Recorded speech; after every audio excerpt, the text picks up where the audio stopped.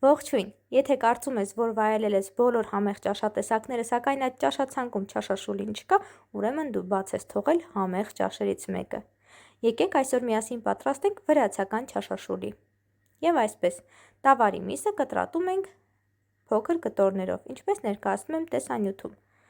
Լցնում ենք թավայի մեջ, ավելացնում բուսայուղ և դնում կրակին։ Համեմում ենք աղով և ժամանակ առ ժամանակ խառնելով տապակում ենք միսը։ Իսկ այդ ընթացքում կտրատում ենք սոխը։ Նախապես մաքրում լվանում ենք սոխը և կտրատում խոշոր կտորներով։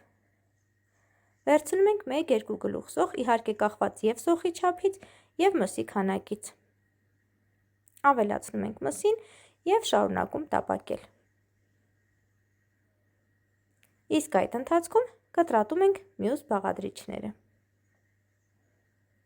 Նախապես լվացված մաքրված բուլղարական պղպեղները կտրատում ենք խոշոր կտորներով, ինչպես ներկայացնում եմ տեսանյութում։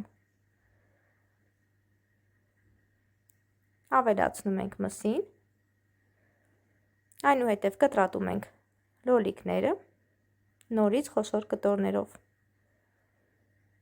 և ավելացնում մսին։ Վերցրել եմ 2 խոշոր լոլիկ, մոտավորապես 1 կգ մսի համար։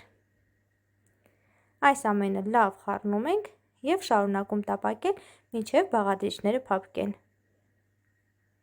որից հետո համեմում ենք համեմունքներով։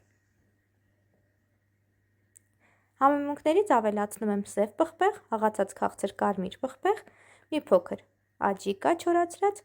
և խմելի սունելի։ Վերջում համեմում եմ աղով և լավ խառնում։ Եթե ունեք արգանակ, ավելացնում ենք արգանակ, եթե արգանակ չկա, ապա ավելացնում ենք ջուր, լավ խառնում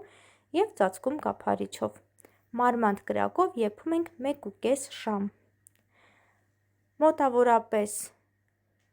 եփվելուց 5 րոպե առաջ ավելացնում ենք մանր կտրատված կանաչիները և սխտորը։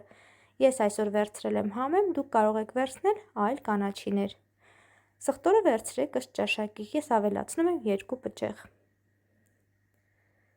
Սխտորն ու կանաչին ավելացնելուց հետո շարունակում ենք եփել մոտավորապես 5 րոպե և կարող ենք արդեն մատուցել մեր համեղ ճաշը։ Ճիշտ պատրաստված չաշաշուլին շատ համեղ է ստացվում, անպայման փորձեք, եթե փորձել եք, համի մասին նկարագրություններն ավելորդ են, իսկ եթե դեռ չեք փորձել, ապա անպայման խորհուրդ եմ տալիս փորձել, հաստատ այն կդառնա ձեր սիրելի ճաշերից մեկը։ Բարի ախորժակ։